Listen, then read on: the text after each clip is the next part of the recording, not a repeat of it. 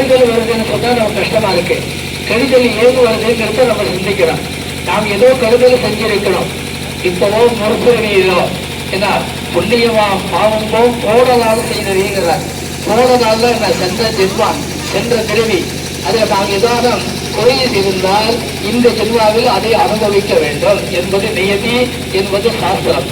அதற்காக தெய்வத்தையோ நம்மையோ எதிர்க்க கூடாது. நமக்கு வர வேண்டியது எப்படியும் வரும். நமக்கு வர வேண்டாம்னு நினைச்சா எப்படி கஜகரணம் ஓட்டாலும் வராது. அந்த முறையிலே தான் இந்த நற்காரியங்களில் ஈடுபடும் பொழுது நல்ல மனம் ஏற்படுகின்றது.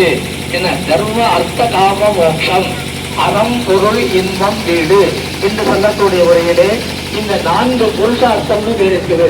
இதையெல்லாம் கொடுக்கக்கூடியதான் இந்த யாகசாலை பூஜை. ஒவ்வொரு அன்பர்கள் யாகசாலை பூஜையை உபயோகமாக ஏற்று செய்திருக்கிறார்கள். இன்னும் எத்தனையோ அன்பர்கள் இந்த கோயிலுக்கு நன்கொடை கொடுத்திருக்கிறார்கள். ஒரு 1000 கொடுத்தால்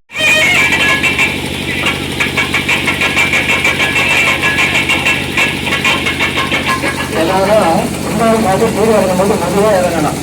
எந்த ஆபத்தும் யாருமே வரக்கூடாது. அதுக்காக சொல்றோம். முந்தி எடுத்துட்டு தான் போவாங்க. மெதுவா இறங்குங்க, மெதுவா பாருங்க. எல்லாருக்கும் நாங்கள் புத்தூதி கொண்டு தீர்த்தம் கொடுக்குறோம். பொறுமையா எடுத்து எல்லாரும் வாங்கிக்கணும். அதுதான் முக்கியம். அதான் சாந்தி சாந்தி சாந்தி. இது 3 தடவை சொல்றது. அமைதி அமைதி அமைதி அப்படிங்கிறது. அப்படிங்கிறதுனால கும்பாபிஷேகம் முடிஞ்சவுடன் நம்ம ராஜமஹால், அதாவது முன்னாடி சிவசக்தி கல்யாண மண்டபமாக இருந்தது. அந்த ராஜமஹாலில் எல்லோருக்கும் அறுசுவை உணர்ந்து அன்னதானம் சிறப்பாக ஏற்பாடு செய்திருக்கின்றார்கள். அதையும் நீங்கள் எல்லோரும் பெற்றுக் கொள்ள வேண்டும் என்பதை பணியோடு கேட்டுக்கொண்டு இப்போது எல்லாரும் வாக்கியம் நடந்து இன்னும் 3 நிமிஷத்தில் கும்பாபிஷேகம் நடைபெறும்.